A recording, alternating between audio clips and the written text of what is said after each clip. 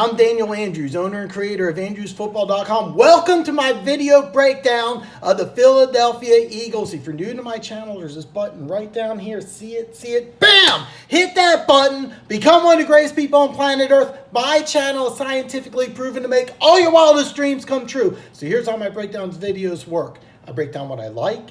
Then I break down what I don't like, but stick around to the end where I break down the Vegas over-under and if you should put action down on the Philadelphia Eagles. So the first thing I like is welcome back Desean Jackson. Now, this is a great fit for this team because you have Zach Ertz. He set an NFL record for receptions in a season by a tight end. Had 985 receptions last year. Actually, it was only 116, but great number. And then you have Alshon Jeffrey and Nelson Aguilar. I'm a big Alshon Jeffrey fan, but both these guys are bigger, more physical receivers. None of them are really deep threats. So you add Desean Jackson, he's not going to be the same player he was.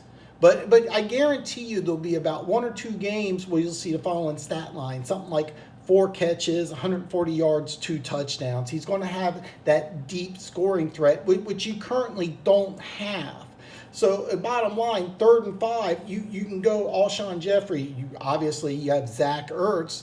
You just set a record, for receptions by a tight end during the season. Now you got deep threats, so it's going to open up everything else underneath. So bottom line, it's a situation of 1 + 1 = 3.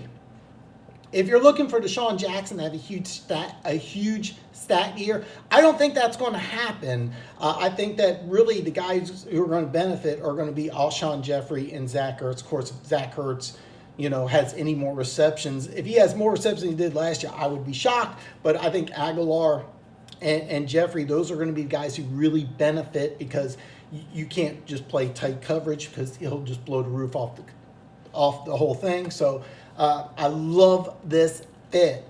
Second thing I like is Carson Wentz and the contract. And I know what you're saying. Hey Dan, they gave him $35 million a year. I'm sorry, $32 million a year, and he hasn't been able to finish the season.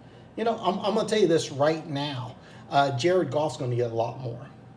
And I'm a Chiefs fan. Do you realize how much money Patrick Mahomes is going to get? It says, I'm looking here, according to sportrack.com, guaranteed $107 million. Patrick Mahomes may get double that, okay? I'm telling you this right now. I understand $32 million a year is a risk. But what did I say in the very beginning of my video? Watch till the over-under. Watch till the end of the video where I talk about the Vegas over and under. I like teams that roll the dice. And you're not rolling the dice on an unknown factor, okay? This guy was an MVP candidate. This guy has got almost unlimited potential at the quarterback position. So you're rolling the dice on a guy who's got a world of potential. Bottom line, he wins an MVP or a Super Bowl.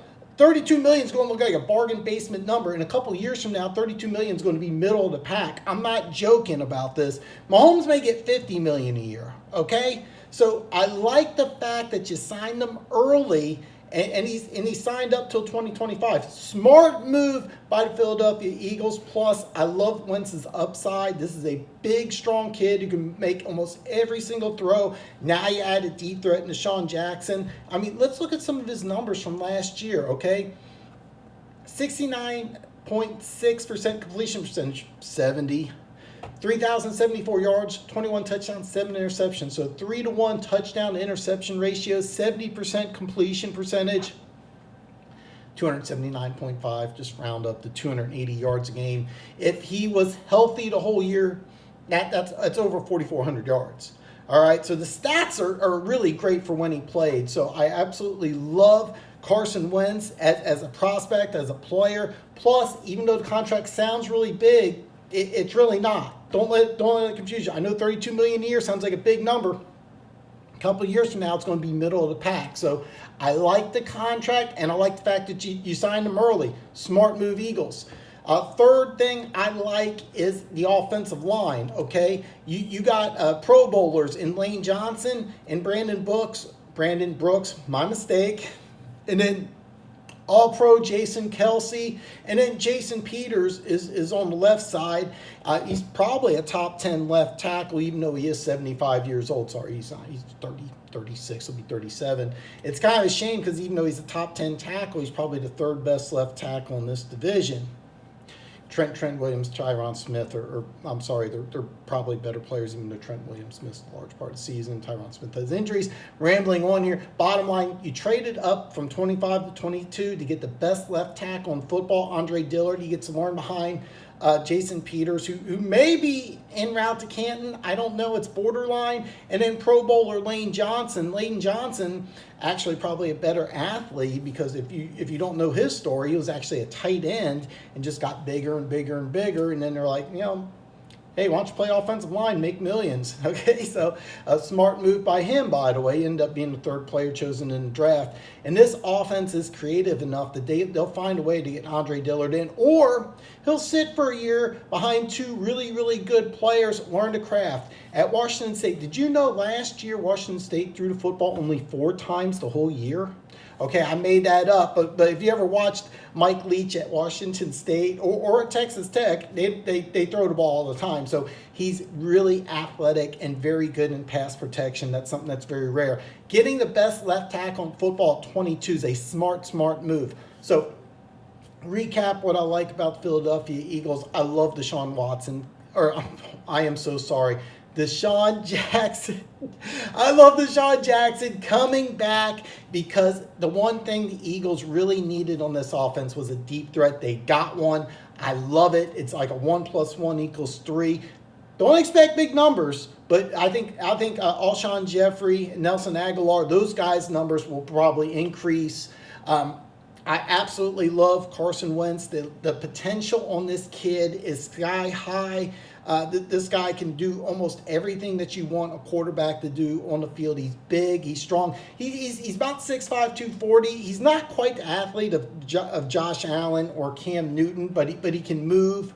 And the arm talent is off the charts. I really think probably top 5, top 8 arm talent. I mean, just off the charts. And he's young, and Eagles got him locked in for the next 6 years. Very smart, Eagles. Very smart. And finally, great offensive line. You got an all-pro center, a Pro Bowl right guard, and then a Pro Bowl right tackle. So I like the offensive line. Plus, you get the best You get the best offensive tackle, specifically left tackle, in the draft, and you get him at 22. That's extremely, extremely rare. So excellent draft, Eagles. Now, they only had 5 picks. And I'm not going to go into detail of all of them, but I love getting Dillard at 22. Great job. Okay, now let's talk about what I don't like. And I don't like the passing game. I'm sorry, their secondary. My mistake here. I kind of misspoke here, but bottom line, they gave up 4,619 yards passing. Okay, look at the division you're in. Cowboys and Redskins, and run the ball. You got the Giants, who got the best running back in football. He catches a lot of passes, but these 3 teams really don't throw the ball around quite a bit. You're not playing in the AFC West where you got Mahomes and Rivers that want to throw the ball everywhere. You're not holding, when you gotta understand, you hold Mahomes under 300 yards passing, that's a big deal. You know, if you're holding Mark Sanchez or Colt McCoy under 300 yards passing, oh well, that's not really enough. They gave up over 4,600 yards passing. Now they're 12th in points. And here's the thing, passing yards against, a lot of times if you're down, what teams do, they got to throw the ball. So passing yards against you is not that not that big of a concern. However, this team had a lot of holes in its secondary. The secondary is not very good. Bottom line, you won a Super Bowl 2 years ago. All right, you advanced in the second round last year in the playoffs. You got to fix that, which kind of leads to my second thing I don't like is 2017 draft picks, Derek Barnett and Sidney Jones. Barnett, as a rookie in 2017, had 5 sacks. And then last year he started 6 games. And hear the sirens in the background. They're mad too. Bottom line, hey, look, he started 6 games, only had 2.5 sacks. In 2 years, that's 7.5 sacks. This is a guy who broke Reggie White's record at Tennessee for career sacks. So in 2 full seasons in the NFL, he has 7.5. That's not good enough, all right? And if you don't know Sidney Jones' story, this is a guy who tore his ACL during his pro day, and he didn't play at all in 2017. But because he tore it during his pro day, he had the whole season and then the whole offseason to go ahead and recover. Bottom line, this is a bad secondary, and he rarely played. He was pretty much a non-factor. Now, here's the thing. I liked both of these players coming out of college, and both these players could be good players. I didn't like the way they performed in 2018. Could they be a big factor in 2019? Absolutely. Here's the thing. They need to be, and they weren't last year. So that's the thing I don't like about them. And the final thing I don't like about the Philadelphia Eagles is, why was Foles 4-1 and Wentz 5-6? All right? I watched the last 3 games of the season, and the Eagles had to get in. All right, the Eagles had to get in to the playoffs, and they ended up winning 5 out of the last 6. But last 3 games, Foles started, the team looked different. The running defense gave up a total of 165 yards those last 3 games. That's 55 yards a game. That's a good number, all right? You give up 55 yards rushing, you're going to win a lot of games. But here's the thing. I'm not an Eagles fan, so if you're an Eagles fan, you tell me, why did they play so much better with Foles than they did with Wentz? Case in point, they played the Saints in New Orleans, Week 11. They lose 48-7. They play in the playoffs. They lose 14-20, almost win the game. Okay, they almost won the game, and I'm not going to go get into that. They deserve to lose that game. I'm going to be very clear on that. And I'm not insulting you, Eagles fans. I'm just saying, hey, look, when you give up 137 yards rushing and 283 yards passing, and combined you have 250 yards, come on. No, you deserve to lose that game, but you almost won it because your team played so much better. I don't get it. You tell me, all right? And by the way, one of those 3 games was a win against L.A. in L.A. And so if you do beat Saints, you go to L.A. You already beat them before, so it's very conceivable that you're en route to going to back-to-back Super Bowls. Here's the thing. I'm not an Eagles fan, so you tell me, why did they play so much better with Foles as quarterback than Wentz? I mean, I think even if you brought somebody in who knew nothing about football and you showed them the 2 quarterbacks, you can clearly see Wentz has more talent. I mean, that's obvious. He has to be your starter. But why did the team play so much better with Foles? I don't get it. So you explain it to me, because I don't see it. I don't get it. But I watched it and I see it, and it's obvious the team played better with Foles. I don't get it. Okay. So kind of to recap, the defense, specifically the secondary, must get better. The secondary's not good. Hopefully, Sidney Jones will help in that. So will Derek Barnett. Getting pressure on the quarterback will assist. Plus, having a guy who was, a lot of people thought before his ACL tear, was the #1 corner in the draft. He was basically a non-factor. They need to be factors this year.